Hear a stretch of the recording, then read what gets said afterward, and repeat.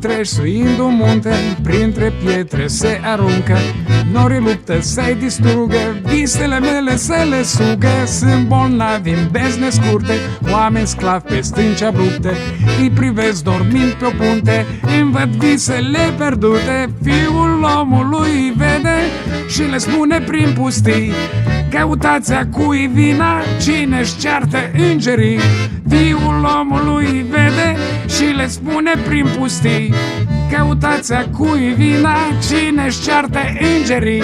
Oameni treci, opriți ispita, smulgeți armele din voi, aruncați-le în zări cărunte, oameni treci suind un munte. Oameni treci, opriți ispita, smulgeți armele din voi, aruncați-le în zări cărunte, oameni treci suind un munte.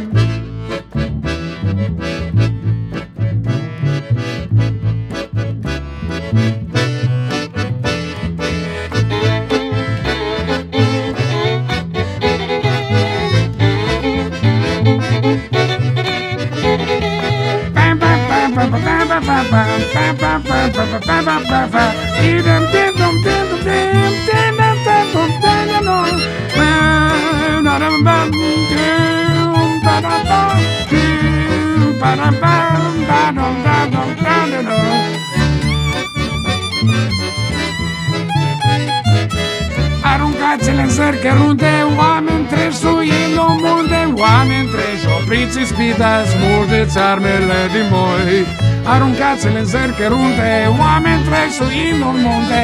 Oameni treci, opriți ispita, smulgeți armele din voi, aruncați-le în zări cărunte, oameni treci suind un munte.